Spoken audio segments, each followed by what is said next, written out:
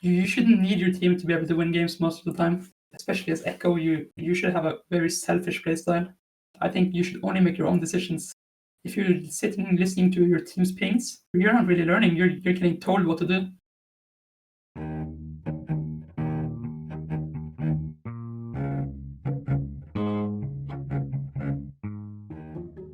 Welcome to Challenger Insights, where we dive into the minds of the best League of Legends players to figure out how they think about the game. I'm your host, Lucas, and today I'm joined by Hawhawneverlucky. He's a Challenger Ekko one-trick, playing him in the mid lane. He's reached up to 920 LP on the Challenger leaderboard, putting him at rank 60 in Europe. Before we get started, if you want to get notified when a new episode releases, make sure you join the Challenger Insights Discord. Not only do we have an amazing community in there, you can also find transcripts for every episode. We do Q&As with our guests, and we'll be doing giveaways there as well. So if you're interested in any of that, the link for the Discord will be down below.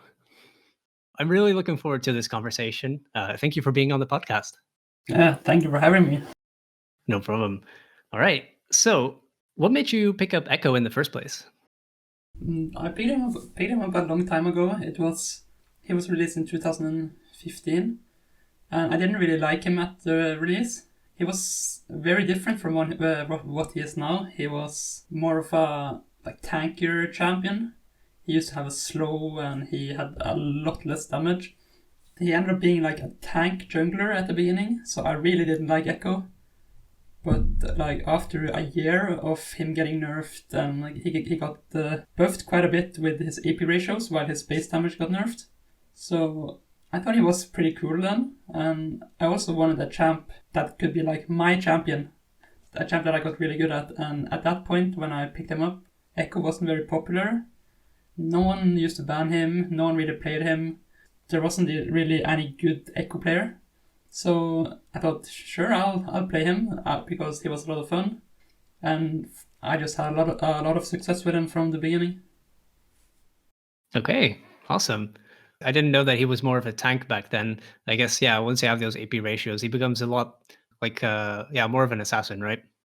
Yeah, that's exactly what happened. He used to be played with what was it called, Cinderhulk in the jungle, and people went full tank with him, and it was really boring. So yeah. So you play him in mid, obviously, but he can still be played in the jungle as well. Do you ever play him in the jungle? Like, how does it compare? Yeah, I do play him in jungle. It kind of depends on my mood nowadays. It's like Ekko he's a very different champ in the jungle, because when you play mid, your main goal is to be split pushing to survive laning phase against a lot of hard matchups. But in the jungle, you're also very weak in the early game, but it's very different because you don't really have to avoid getting poked or be scared. You have to think about totally different things, like being careful from invades, because Ekko isn't very a strong early game jungler. He's usually like getting hunted by the more meta junglers, like Graves, Kindred, Lilia, Hecarim, those champs. They really like to bully you. So in a sense, he's a bit similar, because you're not usually the one dictating what's going to happen. You usually have to be reactive. But just playing jungle in general, I'm not a big fan of the role. I like to play mid.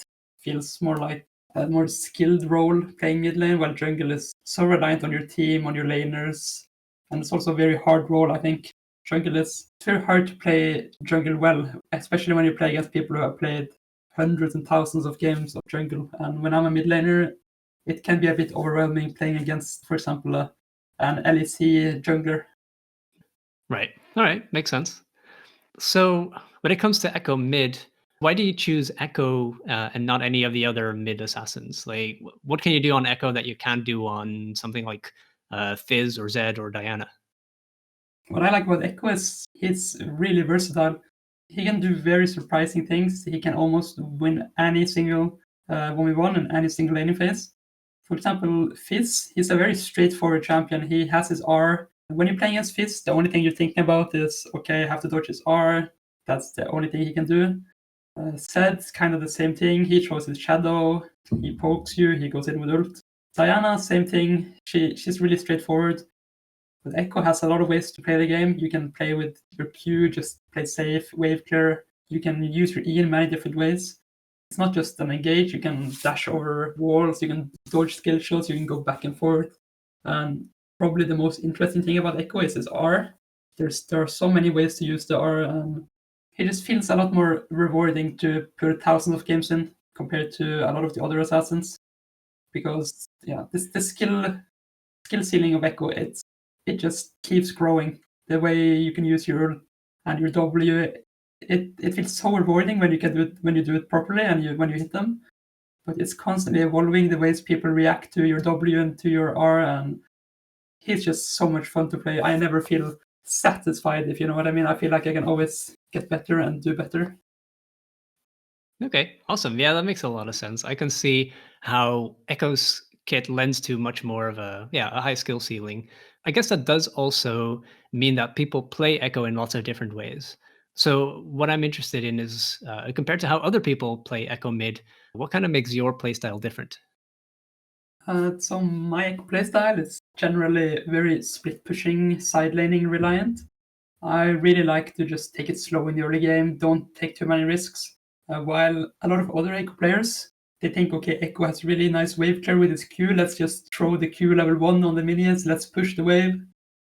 I usually take it slow in, I would say 95% of matchups. I want to let the enemy push and just take it slow, calculated. I don't take that many risks. A lot of people also talk about Ekko's level 2 power spike, but a lot of the time it's not worth getting the level 2 power spike because it's not very, very realistic that you can actually get a good trade-off against any competent mid laner. So I always take it very slow. Just win the game by playing methodical, playing to farm, abusing the fact that Ekko's Q is really good as a wave clear tool. I usually run minion dematerializer just to get the Q push even faster. Or if I don't go minion dematerializer, anyways, I always aim to get enough AP early on to be able to one-shot away with my Q. So my entire goal is just to get good farm, get into a side lane, because that's where Ekko thrives. He can farm jungle camps really fast, so you can push wave, go farm a jungle camp or two, keep pushing. It's very hard to catch. So I'm trying to abuse almost every aspect of Ekko's kit. Okay, interesting. So if you're playing Ekko basically almost passively, right? Are you kind of waiting for the enemy laner to make a mistake or like get too aggressive? Like, what's your plan? Like, why do you do it? Yeah, that's basically it. Because when you play Ekko, Ekko is a very reactive champ, especially in the early game. There are so many matchups where you cannot trade unless the enemy makes a mistake. Against Syndra, you can't trade unless she has used her E. Against Zoe, you can't trade unless she has used her E. Against Zed, you can't trade if he has W up. So you always just want to bait out these abilities and then punish. Because if you go in while Zoe has her E up, for example, she's just going to hit you for free and kite you out because Ekko relies on getting that EQ and then the passive proc to run away. If you can't do that, you're gonna take a lot of damage. Okay, cool. So, what are kind of the most important differences between a good Ekko player and a bad Ekko player? I would say the main difference is probably the CS numbers. A lot of bad Ekko players, they end up having really, really bad farm because first of all, they take way too much damage in lane. A good Ekko player he realizes that Ekko is not an early game champion, and you have to play like that. You have to take it slow. You have to give farm while not getting poked, and then you have to transition that into the mid game and late game. It's really important as Ekko to abuse the fact that you have really good wave clear, and having good farm will get you really far. I think if you can farm perfectly, almost perfectly every single game and have like 10 CS per minute, you will automatically climb to at least Diamond Plus for sure, even if you are very, very bad at the game in general. Okay, so how do you do that? How do you CS well without taking poke damage? It's all about using your Q in the early game and not going for the minions that the enemy will punish you for going for. For example, if you're playing against an Orianna, if there's a minion about to get low and Orianna has all her abilities up, you don't want to walk up and auto-attack it because when you're auto-attacking, you're standing still. Orianna will QW you, auto-attack you, and you will lose around 200 HP for a single minion. This this is the same for a lot of matchups. Playing against Syndra too, if you go for an auto attack on a minion and she has her abilities up, she will combo you.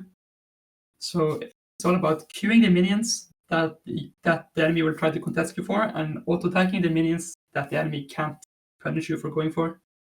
So it's very important to know the matchups well when you play Ekko. When you say queuing a minion, do you mean like you're using queue to secure like a single minion, or basically what's the idea for it? Yeah, in the early game you don't want to use Ekko's Q to be pushing the wave. Usually you want to queue in a way that you get that minion you want, and then it doesn't hit anyone like any other minion. You want to just hit the exact minions you want to go for. Okay. Do you not run out of mana by spamming Q that way? You do run out of mana eventually, but that's how you learn to farm in the early game, because some minions are worth queuing for, some are not. For example, if you queue for one minion and then suddenly like 3 other minions get really low and you lose all those 3, then the queue was really bad. You generally want to get effective queues. You want to queue in a way that you get 3-4 minions maybe in the same queue. But there's a reason you usually run TP on Ekko and you run Doran's Ring or Corrupting Potion to get that mana sustain to be able to keep farming with Q in the early game. Right. Okay. Are there any other like these kind of small tricks that you use on Ekko? Like not just farming, like what is almost like the micro stuff that you do to make your laning phase better? I would say my E usage, for example. I always use my E to dodge out on important abilities. I think it's very important. You should never be greedy with your E as Ekko. Always, if there's an important high damage ability coming towards you, just E away to dodge it. Because Ekko's E has a really low cooldown. It's 9 seconds at rank 1. So, and it's only 40 mana, so you're pretty free to use it as much as possible.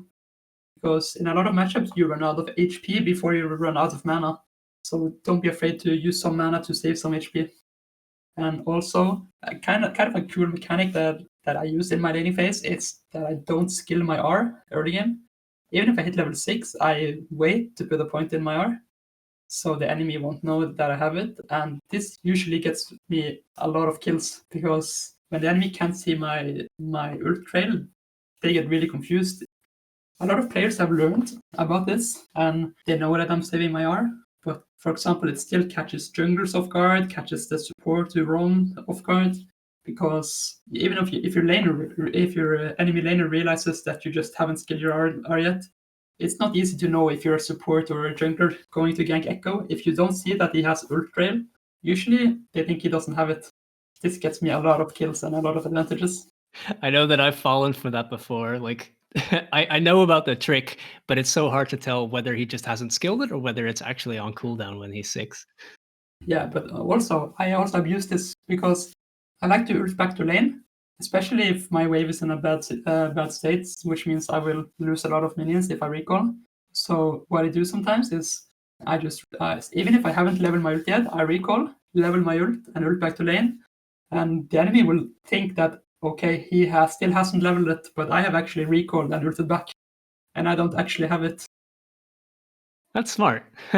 So as long as you're doing that trick while out of vision, they won't know that you've actually ulted back to lane. Yep. Okay, smart. Okay, so you mentioned TP earlier, and I kind of want to talk about summoner spells for a bit. I see that you run TP and Flash the most often, but in a few games you also run TP and Ignite. Why would you pick this, and how do you kind of play without Flash? So the reason I picked this is because in general, Ekko's hardest matchups are the ones who can heal a lot. Because Ekko's combo is EQ, passive proc, and run. And you don't really have consistent damage. That's it. If you go for a trade, you don't have more damage after that. And if the enemy has some kind of healing, they will just heal back up. And when you go for the next trade, it's completely useless because they will be at full HP again. So that's why I like to go Ignite, because if you have Ignite, it's mainly to reduce the healing. So let's say I play against Aurelia, I do a combo on her, and she tries to fight back. Usually she will heal quite a bit, but since I have Ignite, I reduce all the healing, I can keep fighting her, and I can finish her off with my next combo. Same thing for example, playing Silas. It allows you to beat those healing champs, but that's just Ignite. The reason I run TP as well is because a lot of these matchups, first of all, the enemy actually runs TP as well. For example, Silas will always run TP, but if you have Flash and Ignite, because you need Ignite to reduce his healing. So if you run Flash Ignite, the Silas player will just take it pretty slow in the lane, and then he will recall and TP back, and then you're kind of stuck there with your Ignite and Flash. You're probably a bit low and low on mana. So to solve this problem, I just dropped my Flash, because Ekko is not really one of the best Flash users. You have a lot of those champs like Cassiopeia who can R Flash, or like Fizz can E Flash on his E and do some crazy mechanics. But Ekko doesn't really have that. He has his combo, and then that's it. Flash doesn't amplify his kit that much. It's more for escaping that you want to take Flash. But again, Ekko has pretty good mobility. He has his R, he has passive, you have your E dash. It's pretty hard to catch you even if you don't have Flash. But still, if you're queuing up for a game and the enemy jungler sees that you're not running Flash, they're probably gonna be thinking about camping you. So you just want to take it a bit more slow and safe. The thing that I learned when I didn't run Flash is that I pay really, really good attention to the jungler compared to when I run Flash, because you will get camped. And like, even if you had been running Flash, you would have flashed. You would need to flash away when you get ganked if you're not paying attention. But when you're playing with Ignite TP, you're constantly warding, constantly looking out for the enemy jungle, constantly thinking about his position, and it actually helps me learn how to play around jungle better, even when I run Flash. I like that. That's a that's a fun way of, well, it's both advantageous obviously to take that Ignite and TP, but also it's a good way of training yourself to, yeah, to pay even more attention to enemy junglers. I also really like, by the way, the just let me see if I got this right. The whole idea of running Ignite is so that you can use it during a trade, but you're not even using it to kill the enemy. You're just using it to reduce his healing, right?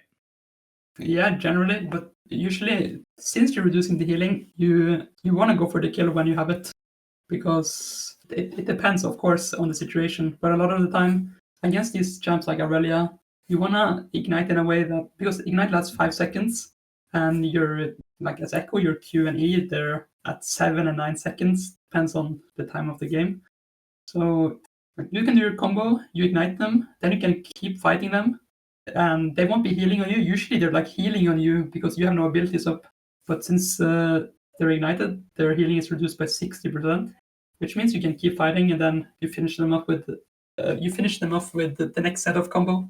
So you're basically using the Ignite like between the two combos, is that right? Yeah. Yep. Okay, cool. I also wanted to ask you like about teleport. How do you use your teleport well? Like, how do you evaluate whether you should TP to lane or if you're using it to gank? What kind of stuff are you looking for? In general, Ekko's early game is so weak that you will need to TP back to lane in most cases. A lot of people like to, save TP for ganking bot lane, ganking top or something. But as Ekko, you don't really mind having to TP back to lane. And you can also use it to your advantage. So, for example, enemy mid is not using TP. Just do some trades early game, hard trade. You both get pretty low, try to recall, and then you TP back, and then you win the lane just from having TP. So as Ekko in the early game, the TP is for your own lane and to get yourself ahead, and not really to help your team. Okay, that makes sense. All right, on to the runes. What are the options for Ekko in terms of runes, and how do you kind of choose between those? So in general, you just want to run standard Electrocute with Sudden Impact, Eyeball Collection, or Ghost Borrow and Ravenous Hunter. Can do some changes, but in general, that's the primary rune page you want to go.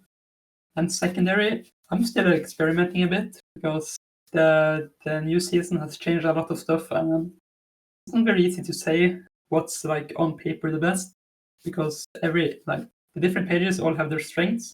Last season, I would run Minion Dematerializer and Magical Footwear every single game, because playing for that level 7 Q1 shot was really important. But this season, with Darkseal being so strong, you usually reach the AP threshold even without having Minion Dematerializer. So in second runes, you can go for quite a few options. For example, you can go Transcendence and Gathering Storm or Mana Flow Band. You can still run the standard inspiration page with Minion Dematerializer. it's not mandatory at all because, you reach the AP. A lot of players like to go Legend Tenacity because as Ekko, everyone knows the feeling that happens when you die with your aura because you're CC'd. It can be really annoying. So a lot of Ekko players have started running the Tenacity rune. But I think it's a matter of preference. I think when I'm playing in very high elo where the games are pretty slow, I still like to run mini dematerializer because if you don't get any kills in the early game, it can be hard to get enough AP to one-shot away with Q. So I've just been running mini dematerializer lately to make sure I can get the push at level 7. But yeah, of course, I almost forgot to mention, you can run other primary runes as well, such as Conqueror, if you're playing against some tanks. Because if you're playing against Galio, for example, having Electrocute, extra burst is really useless because he's so tanky. If you want to kill him, you need to fight him for a long time. So, for example, against Galio mid lane, I like to run the Conqueror because the entire tree of precision is really good into, for example, Galio, because Conqueror lets you have a lot of damage in long fights. Presence of Mind lets you get the mana sustain back, because if you're fighting for a long time, you're going to run out of mana. And you get Legend Tenacity, which also helps against this taunt. And the last rune, I usually like to run Last Stand, because against Galio, you can get pretty low without him being able to kill you because his cooldowns are so long. So against tanks, for example, Conqueror is a really fine option. But also running Grasp of the Undying against Fizz, kind of my secret technology against him, because Fizz is really hard to usually proc electrocute on because he's so mobile, he will jump away all the time. But if you go Grasp, you just trade with your E basically. You don't really go for the passive proc, you just trade with E on him and Grasp proc. You kind of play like a Gangplank in a sense, that instead of using Gangplank Q, you use Ekko E on cooldown. Yeah, that's basically the runes. Okay, cool. Yeah, I like those. I guess the niche picks for specific mid lane matchups. One other thing I was wondering about is Hail of Blades. Do you ever run that? Yeah, I've been doing that a bit. I got that from watching LCK. I don't really remember who it was. It was some LCK mid laner. I think it was UCal who was playing Ekko, and he was playing against Seer. And when I saw what he was like, he took Hail of Blades and he took E level 1. As soon as the Seer tried to poke him, because generally Ekko is pretty weak level 1, and mid laners like to abuse it and walk past the wave and poke you and zone you off minions. But he had Halo Blades, so he took E level 1 and jumped in, and he just smashed Azir from level 1. So I've been doing that against Azir especially, because like there are some champs that you can't really punish level 1 with E because you will die or get outtraded pretty hard. But most mages that don't really have a lot of defensive options level 1, it's really safe to just go Halo Blades, because like such as Azir, if he wants to poke you, he has to use his W. And if you take E and E forward, you go out of his W range, and you can get a really good trade. It's the same thing about a lot of matchups. You can also do it against Syndra, for example. You just hold your E, and when she tries to Q, you just jump forward and trade level 1. And usually Ekko is like a victim of bullying in the early game, but you really show those mages how to... You show them that they can't bully you forever if you take Halo Blades. But also, it is a bit scary because canceling one auto attack, messing up a little bit, misclicking maybe, it happens a lot of the time that you don't click perfectly, and then they can manage to outrun you level 1, and then you're just kind of stuck there if you don't get your passive proc off, and you will take a lot of damage. But I definitely think it's worth to give a try. Okay, awesome. Yeah, so quickly about the early game. I know that we've been talking about this for a bit already, but I'm wondering also about your first item. I know that there's basically two options, right? Corrupting Potion or Dorn's Ring. How do you kind of pick between those? So I've been kind of going back and forth between Doran's Ring and Corrupting Potion. I've been liking to go Doran's Ring in matchups where I actually want to kill people, and in matchups where I don't really get poked. Been doing it, for example, did it against Yon a few times, did it against Silas. In those matchups, you have a pretty high kill potential in the early game. So getting that extra 15 AP can make a big difference. And otherwise, I've been just running Corrupting Potion most of the time. You're generally going to get poked a bit in the early lane, And it feels really bad to have to waste 50 gold potions just because you got hit by some poke. So just running Corrupting Potion in those matchups lets you heal up. And it also helps a bit later on. For example, when you hit level 7, when you just want to push the wave and leave, the enemy mid will always try to poke you a bit before you push the wave in time. So if you push the wave, they might deal like 200 damage to you. You just go for a roam while you drink your potion, and you will be back to full HP. If you're not running Corrupting Potion, that poke will be permanent, and eventually it will add up. So Corrupting Pot is generally still the way to go. Okay, cool. So we've been talking about a few matchups already, like Syndra, Sylas, Galio, etc. What are some of the harder matchups for Ekko? Ekko has quite a few hard matchups. I would say generally Ekko struggles against melee champions because the entire team is kind of being a quick mobile champion. But if you play against those champs where everything is point and click or they can't really miss their abilities, it can be pretty hard. For example, playing as Kassadin. Kassadin is by far my least favorite matchup. I ban Kassadin every single game. He can't really miss his abilities. He is really tanky. He's a melee champ, so you don't really have an advantage even if you get into melee range against him. Because that's kind of Ekko's main thing. He has a really easy time getting onto a lot of the mages. If you're playing against Syndra or Orianna, if you're jumping on them, you're gonna win. But against Kassadin, for example, if you're jumping on him, you probably lose. And it's the same thing for most of Ekko's matchups that are hard. Like Aurelia, it's also a really hard matchup. She just absolutely destroys you in the 1v1. Same thing as Kassadin, she just beats you in melee range. Also, Ekko's really countered by healing. So any champ that builds some kind of lifesteal or any champ that has healing will also beat you. Such as Sylas with his W, usually really hard to play against. Yone is pretty hard if you can't kill him early game because he goes Immortal Shield Bow. Same thing about Yasuo. Champions that you can't really punish in lane, and also champs that you can't outscale. This is the reason why I've been running the TP Ignite, which has helped me quite a bit in those matchups, but they're still really hard. There's also the champs that are good in Ekko aren't just only the melee champs. He also struggles, for example, against LeBlanc because she's very mobile. She has a lot of CC. CC is not very fun to play against when you're playing Ekko. Like LeBlanc can easily jump away from you, kite you, bully you in lane. There aren't many mages that can do that. LeBlanc is a bit unique in that sense. So I would say LeBlanc is probably the only hard range matchup for Ekko. Okay. How do you end up playing against those hard matchups? Like let's say LeBlanc, for example. I know that you said earlier that you kind of try to play passive anyway. Like is that just your whole strategy, or is there something specific that you do in those kinds of situations?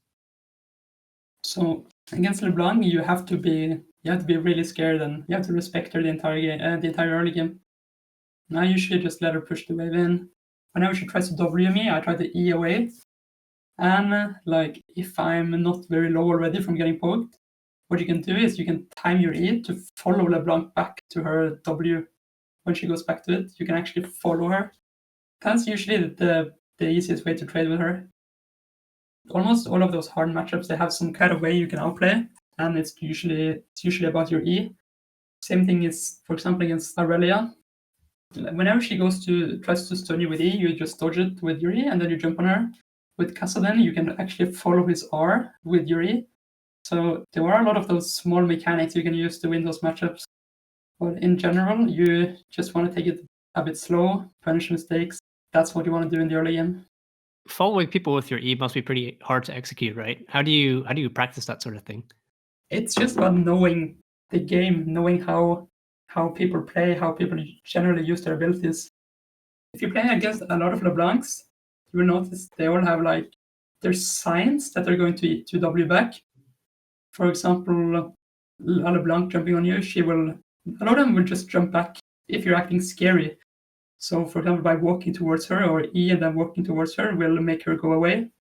And then you just click E on her just before she goes back. LeBlanc is one of the harder ones because her W is so instant. Against champions like Sudden, for example, he has a bit of a channel on his R. So you can learn to time that. Same thing with Ezreal, you can learn to time to follow his dash. But a lot of the time, it's just about knowing how players usually act and what will make them use their dash. All right, cool. What are kind of the easier matchups for Ekko? Those are usually the control mages. Ekko is pretty well known counter to a lot of them. For example, Syndra. But I wouldn't say Syndra is the easiest matchup at all. For example, playing against the artillery mages, such as Vel'Koz or Sarad, I would say those are the easiest. I think 6 is really easy too, those long-range mages. Because there are multiple reasons why Ekko are good into them. They can't really punish Ekko early game. Their abilities are skill shots, so they can be dodged by Ekko's E. They don't really have enough damage in the early game even. And a lot of them struggle to actually poke through mini waves. For example, Vel'Koz, he can't do much to you if you just stand behind your minions. And Ekko's wave clear is also really good because if he can't get punished for pushing the wave, then he just has a free game. You just push every wave and the enemy mid has to wave clear too. Like these mages, Vel'Koz, Sig, Sarah, they have pretty good wave clear. But as soon as both of you have pushed the wave, Ekko is the one who is in charge because they constantly have to respect your W, they have to respect you jumping out from a bush or something. And in the early game, they can't do much about you at all. You're in full control. If you push a wave, they can't follow you because they have to risk face checking into you. They're pretty slow, so you can move to a side lane faster than them. They just have to be really scared, and you just have free reign in those matchups. Also, Ekko is a fast champion. When you proc your passive, for example, it's very hard for them to actually hit you with the skill shot. The champs, they don't really have any CC that can surprise you or any surprising burst. So you can usually just R back to full HP or almost to full HP again. For example, Vel'Koz is very, very telegraphed that he's ulting you. There's no surprising burst that can catch you off guard. You can always ult to nullify their damage. It's kind of the same thing about Syndra, because Ekko's R is just really good into Syndra's R. You just ult after she ults you and you heal it all back up. And then again, later on in the game, Ekko wants to split push. There's no way those mages can actually stop you 1v1, because you just one-shot the wave and then you just go into fog of war, and they have to act really scared, otherwise you're just gonna kill them. Okay. I know that you said earlier that usually you're kind of trying to get pushed in the early game. Is it different for those control mages? You said that you control the lane if you're actively pushing that. So yeah, how are you trying to manipulate the lane in that way? So in the early game, the like level 1, level 2, I don't ever push, no matter the matchup basically, unless it's unless the enemy mid is playing very, very scared or something, because there are some people that are scared to bully you. Some people might not be familiar with the Ekko matchup or something, so they don't really punish. And in those matchups, you can go for the push. But in general, you're always just happy getting pushed in, even against the freest matchups like Vel'Koz or Serrat, because the only way you can actually lose against these champs is if you do some stupid stuff early on, or you get poked, or try to push and they manage to hold the wave and you get ganked, something like that. So it's a very simple strategy to do in these lanes. You just sit back, farm with Q level 1, level 2. When you hit level 3, you take 1 extra point in Q instead of taking W. And when you have 2 points in Q, you just need 2 Qs to clear the entire wave. So that's generally what you're playing for. If you're playing to get level 3, then you just throw 2 Qs at the wave. And then from that point, you can keep doing that the entire game. The reason you can't do this level 1 is because level 1 you actually need to Q 3 times. And that takes a lot of time, because your Q is on a 9-second cooldown. It takes 18 seconds if you're spamming Q off cooldown, compared to the 9 seconds it takes when you're level 3. Okay, cool. I like that approach. Another thing I wanted to talk about is, in my experience, mid lane is by far the lane that gets the most traffic from junglers, right? How do the jungle picks factor into how you're playing the laning phase? Yeah, jungle is a really important thing when you're playing Ekko, both your jungler and the enemy jungler. There are some ways you can play, or you have to play depending on who you're playing against.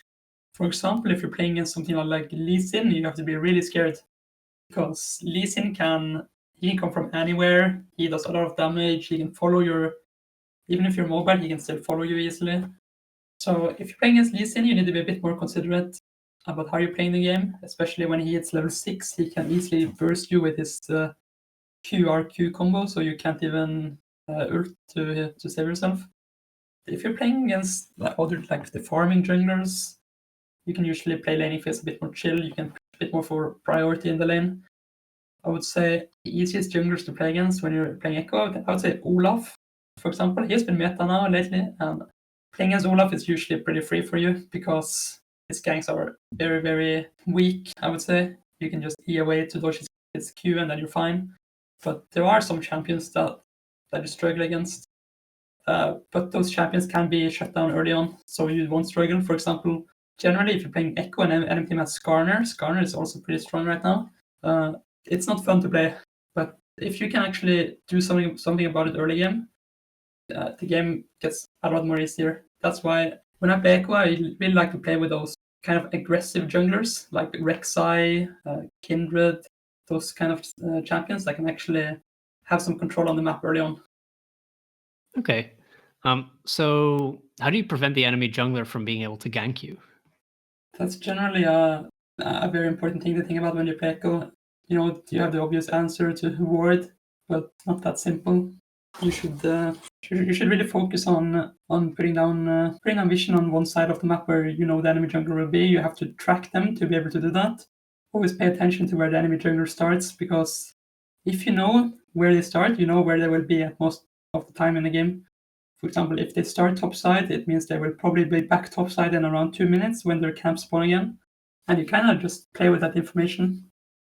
As Ekko, you can make yourself pretty ungankable, especially in the early game, by getting pushed in.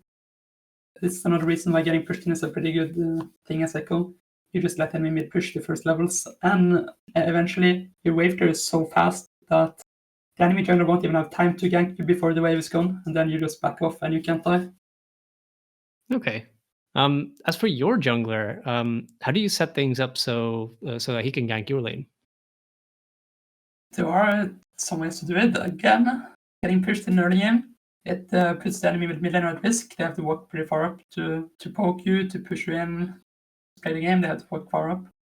And then you can just take W, place W behind them. If your jungler is coming while the lane is pushed towards you, you can easily get a flash with a good W placement. It's very important to know how to use your W as Ekko, because there are a lot of players who they put it way too close to the enemy. It's very important to put your W far behind them. If you think you have to place your W somewhere, generally you want to place it a bit further behind than you think you have to. It will usually get a kill or a flash. Ekko has really good gank setup. And then later on, you want to use your priority to help your jungler, especially in higher levels of play where the games are more coordinated. You can team up with your jungler. For example, you push the wave, your jungler will understand that you're going to push a wave. You can move together with him, maybe 4-man gank, and you can become kind of a second jungler. And it makes the game a lot more easier for your jungler as well, because he can do whatever he wants if you're following him. It's all about abusing Ekko's pushing power and teaming up with the jungle. All right. Really quickly, just to go back on like the setup for a gank, you talked about your W placement. Generally, what is going through your mind when you see the jungler is about to gank? Like, how do you use your abilities? Do you use them immediately, or do you keep them to follow up on CC? That kind of stuff. What is going through your mind? That depends a lot. Usually, if I see like my jungler is starting to move towards me, I like to try to bait out the important abilities, such as like Syndra stun or something like that, because usually you will lose the trade if you trade into a Syndra who has her stun up. But if your jungler is coming, you're fine to lose the trade, because you blow her important ability, you will get some damage off.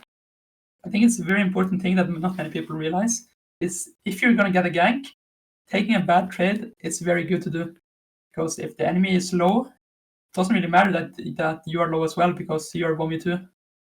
And I also think about, where should I place my W? It's a very, very big deal.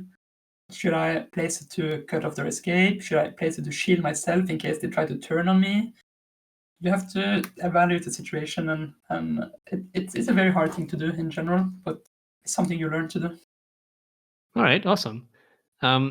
You did mention earlier, like kind of trying to help your jungler and moving with your jungler, especially when you've cleared the wave.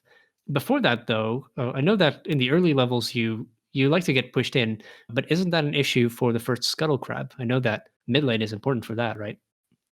Yeah, it can be a bit of an issue, but again, it's a pretty hard thing in the game, and a lot of games are lost because junglers are going for crabs they shouldn't go for. I don't think I should. I don't really like to change my entire playstyle just for my jungler to get a crab. I usually prefer to tell my jungler, yeah, go for the other crab. It's fine. We don't need to lose the game because you want a crab. But it's still possible to get priority for the crab, for example, by taking another point in Q level 2. Even if you pushed in, you can just do it twice. Takes 8.5 seconds, and then the wave's gone. Then you can help your jungle. And you usually can do that by the point that the skull crab spawns, you can actually help. But I am not a big fan of those early game random fights because Ekko isn't the best champion in the early game. And a lot of the time you're already pretty poked out if you're playing a hard matchup or playing against a good player. I think Scuttle Crab is a big reason why I lose games. All right. So when or from what point on do you start to roam as Ekko? How do you choose when to roam?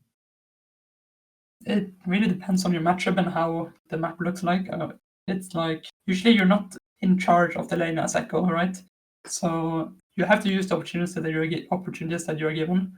For example, if you TP back to lane after recalling, you can usually get priority for like 1 or 2 waves. And while you're pushing the wave, you always want to look for potential roams. You always want to make sure you use your push for something.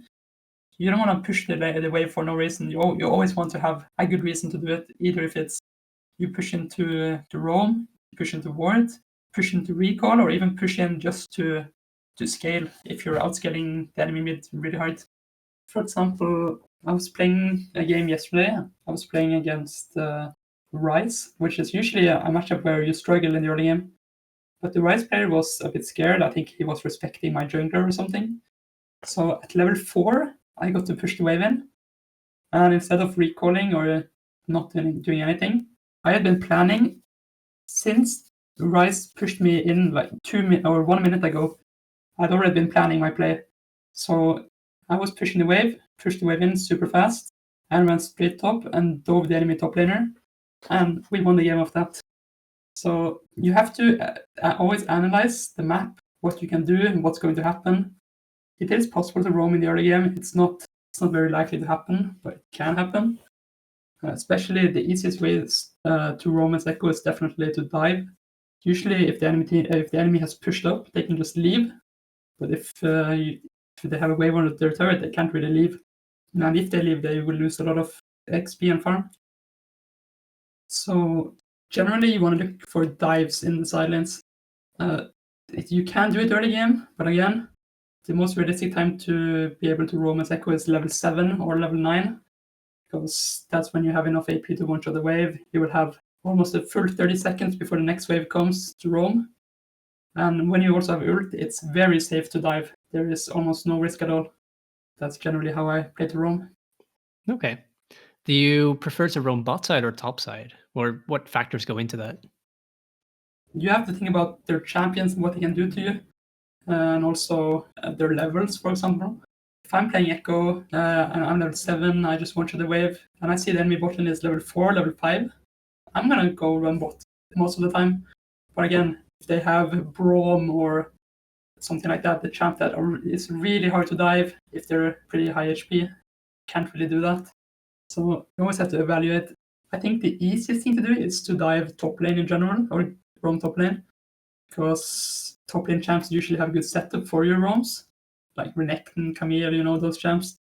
That's also one of the things I think about when I go for a roam, is what kind of setup do I have? If I have a Renekton on my team, he can usually push whenever he wants. He has easy to hit CC. So I like to roam to like Renekton lane, for example, or Camille lane. But it depends a lot also where my jungle is. For example, if my jungler is bot side, I'll go bot with him. If my jungler is top side, I'll go top with him. There are a lot of factors that go into where you want to roam, and you generally just want to go for the safest roam. Okay, that makes sense. Cool. Let's talk about the mid game for a bit. So generally speaking, what is Ekko's role in the mid game? In the mid game, your role is definitely to sit in the side lane, get a lot of farm, steal jungle camps both from the enemy jungle and your jungle. Since you're side laning either bot or top lane, you want to take Krugs and Gromp whenever they respawn. In the mid game, your goal is just to get as strong as possible, as fast as possible. So pushing the waves, if you're ahead, you want to farm as much as possible, and then you want to collapse on the enemy team. Or if it's impossible, you want to try to kill whoever tries to match you, you want to try to kill him. And if that's only if you're ahead though. Like if you're ahead, you want to play super aggressive. You want to be moving constantly, threatening to roam, taking over the map. If you're behind though, you're kind of just happy farming up because the Ekko scales like crazy. If you get that 3-4 item power spike, you're gonna be taking over the game. So if you're behind, focus on farming up. If you're in a side lane, don't necessarily have to push, because the only reason you want to push is if you have a goal, if you have something you want to accomplish. So yeah, that's if you're ahead, that's why you want to push, steal jungle camps and roam. If you're behind, you're very happy just sitting in a side lane, farming with auto attacks, just trying to deny the enemy. So does it factor in whether you've taken the mid lane turret or whether the enemy has taken your mid lane turret? So let's say, for example, that you have taken down the mid turret, maybe the jungler used Herald or something. Does that change your play style, or how does that factor in? If my jungler takes the mid turret, I'm usually very happy to be permanently running towards bot lane, for example, because I will have a lot of time to move around before I have to be back mid. If mid turret is down, you can go pretty deep on the map, and you can come from pretty creative angles to gank bot lane. Because when you take the mid turret, you wanna free up your bot lane, because you don't really want to stay mid for that long. You don't want to be in a long lane all by yourself while your bot lane is sitting in lane. You want to get into side lane. You don't want to be in the center of attention after the turret has fallen, because you already got the turret now. Now your job is to do something else. So I usually look to free up my bot lane, try to dive enemy bot lane, try to get that bot lane turret down so that I can take over bot lane, and then my bot lane can go somewhere else. Okay. If instead things don't go as well, and maybe the enemy takes your mid towers first, what do you do in that situation? Do you still go into the side lane, or do you stay mid? That really depends, because if you go side lane, your bot lane has to be mid, and the problem about playing side lane and split pushing with Ekko is that the enemy team can just kill your team. So if there's no mid turret, there's a lot of safety removed from your bot lane. If the mid turret is down, I'm usually happy just standing mid, trying to get some defensive wards from my bot lane so they don't get roamed on. Generally, if you lose mid turret as Ekko, you're gonna have a hard game, because transitioning into the side lane gets a lot harder. The enemy mid has a lot of freedom. Okay. Yeah, that makes sense. One thing that we haven't talked about so far is items. So, what are some of the core items for Ekko? You have the first item that's been core for a long time. It's the Hextech Rocket Belt. Used to be Proto Belt. Still call it Proto Belt sometimes. It's just such a perfect item for Ekko. You get HP, which is nice, so you don't get one shot while CC'd or something, so you get R. You get decent amounts of AP. You have a good build path, and the active is just perfect, because in League, a lot of the ways you get kills is by having like an element of surprise, like flash or something like that. Because a lot of most players, they always play around abilities, but they usually don't think about flash or items, for example. That's generally the way you get kills. It's by flashing on people or something like that. So the fact that Rocket Belt resets your auto attack basically because you just use EQ, Rocket Belt, and then your next auto attack is so quick that it catches people off guard, even in like Challenger, and the best players on the server get caught off guard by that. So definitely the Rocket Belt is the core item that you want to go every single game, at least for now.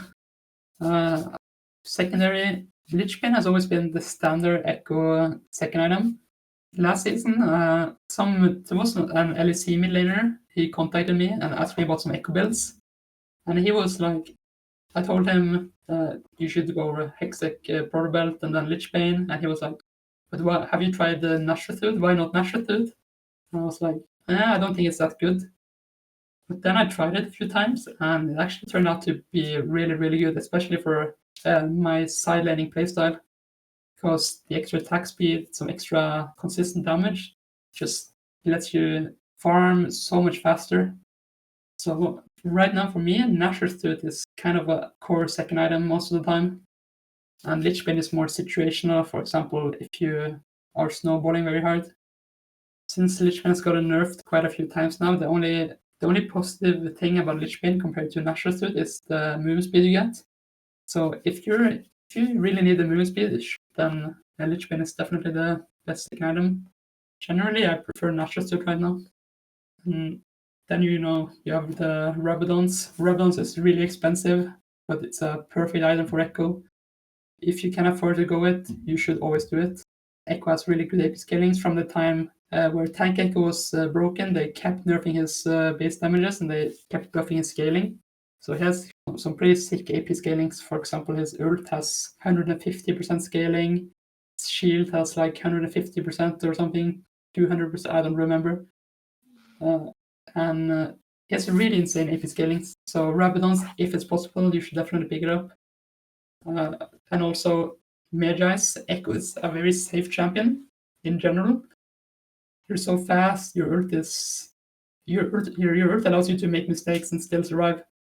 So Mijai's is a very nice pickup on Ekko in almost any game.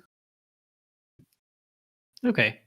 So do you always pick up Mijai's, or is it kind of situational? In what cases would you pick it, and in which cases wouldn't you? Mijai's is of course a risk-related item. You're taking a risk when you buy it. There's a reason people always talk about the Mijai's curse. You die, you lose all your stacks. But in general, almost every single game, I think Mijai's is pretty good. First of all, it counts as a legendary item, so it gives you the mythic passive bonus from Rocket Belt. So you get 5%. I mean, you get 5 magic penetration just from buying it. Like, even if you're behind, I think Mijai's is a really good option because it gives you a comeback mechanic. If you're really far behind, let's say enemy team has like 30 kills, your team has 10 kills.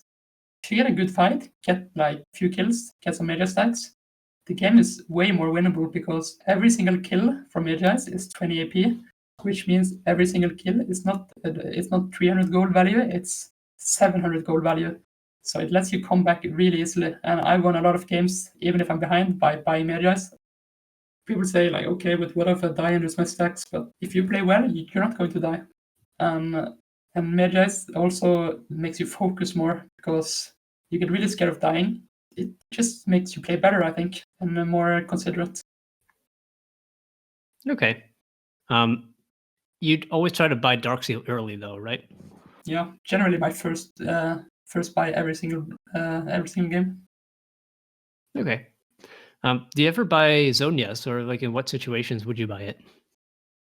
So Sonia's is kind of known as, okay, the really good item on Ekko. You can use W and then Sonia's inside your W, or you can use Sonia's and then they will group up and then you can R on top of yourself.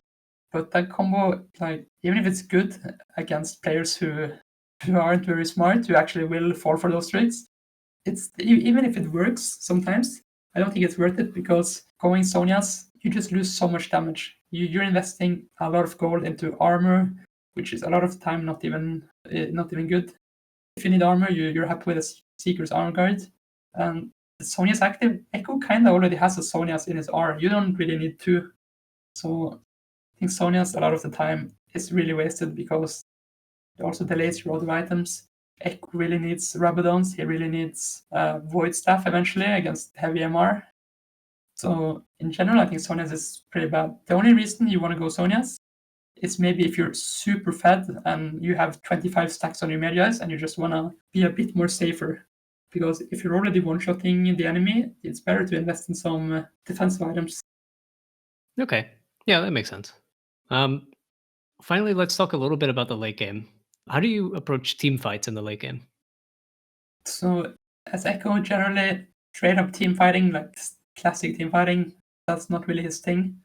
In a dream world, you would always want to push a side lane, and then you want to approach a team fight from either behind or from one of the sides. Running straight in head first, it's very risky. You want to get with your W first, and a lot of the time while you're running towards your W, if you're just running face first into the enemy team, they will throw CC and throw damage at you, and it just won't work. You need to try to get into the fight from an angle.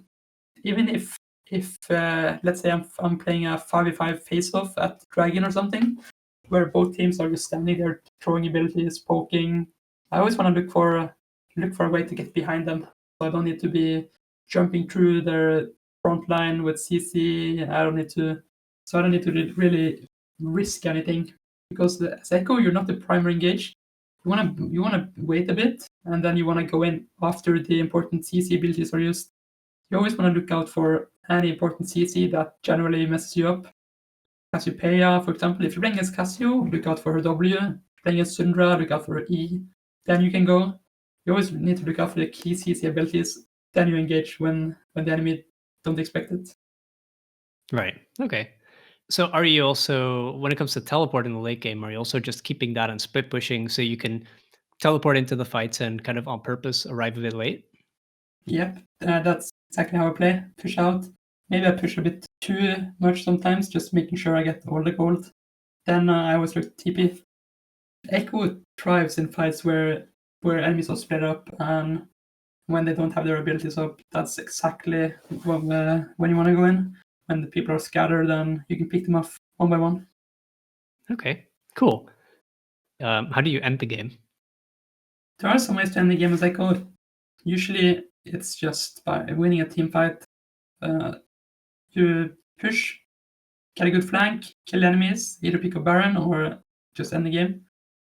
But sometimes, even like if the game goes really, really, really long, you can just stay in the silent instead of having to fight, and you can try to end the game yourself. Because when you get into the late game with Lich Bane and Natural Tooth, stuff like that, 1000 AP, you melt turrets. And I've won so many games just by pushing myself, just waiting until an Reactive spawns, for example, Baron or Eldritch or something, or even Dragon Soul. And instead of trying to TP and save my team, I just go for the Nexus.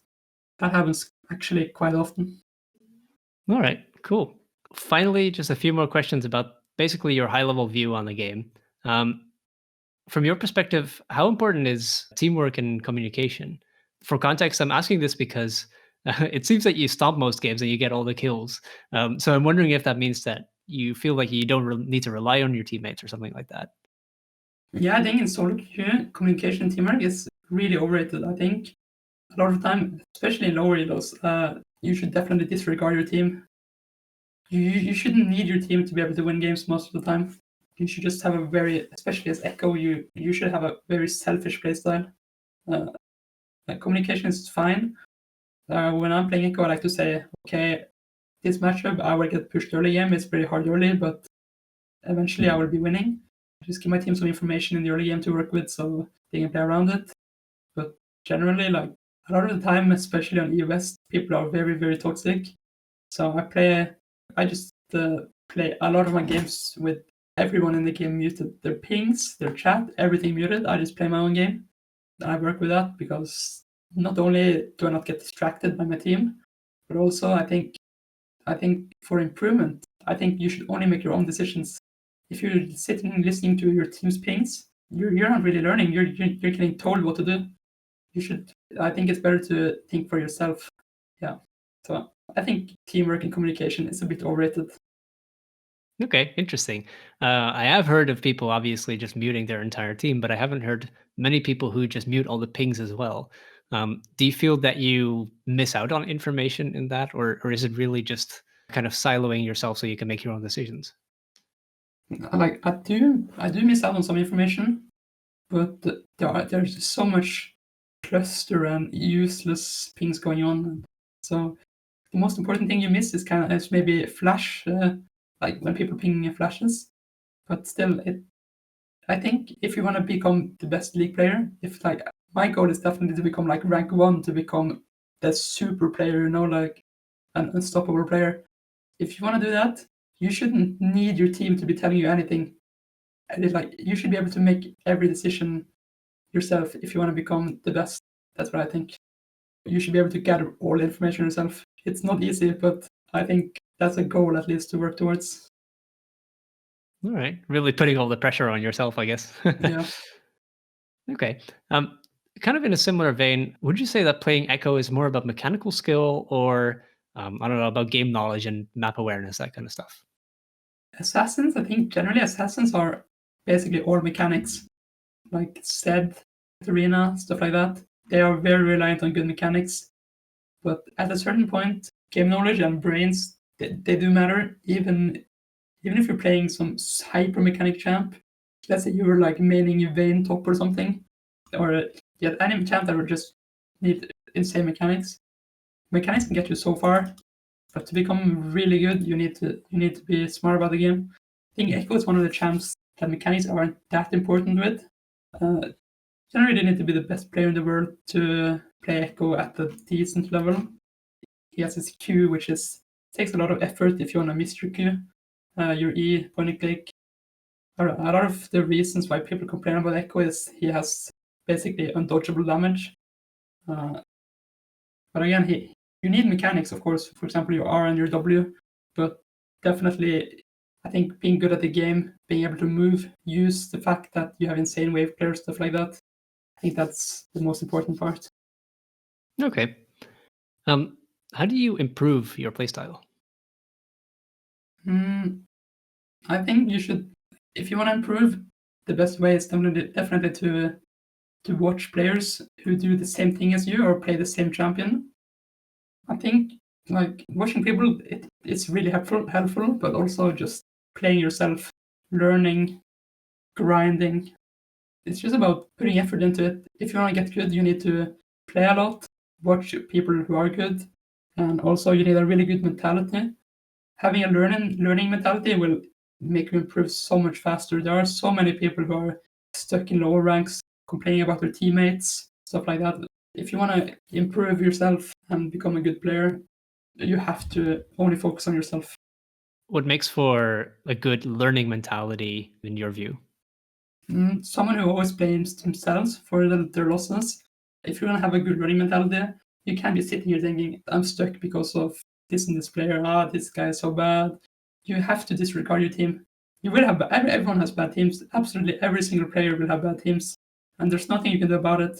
You have to really forget about the things that you can change, and only focus on the things that you can change yourself. Cool. All right. I have one last question. What is the best Echo skin? I really like true damage, but I've been using it so much that lately I've been going a bit back and forth between Sandstorm and true damage. I think they're pretty even. But if I would say one, it's probably true damage without chroma.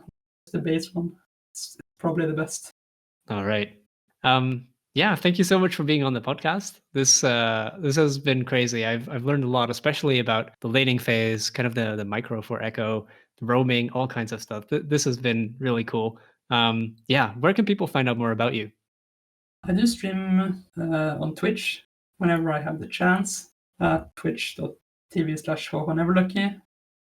I also have a guide on MobileFire trying to kind of explain my playstyle. And I also have an Excel document or spreadsheet kind of thing where I have listed every single matchup that you will ever face when you play Echo. I think I have like 90 matchups or something explained in detail. Awesome. All right. Thank you so much for being here, and I'll be sure to link those as well in the description.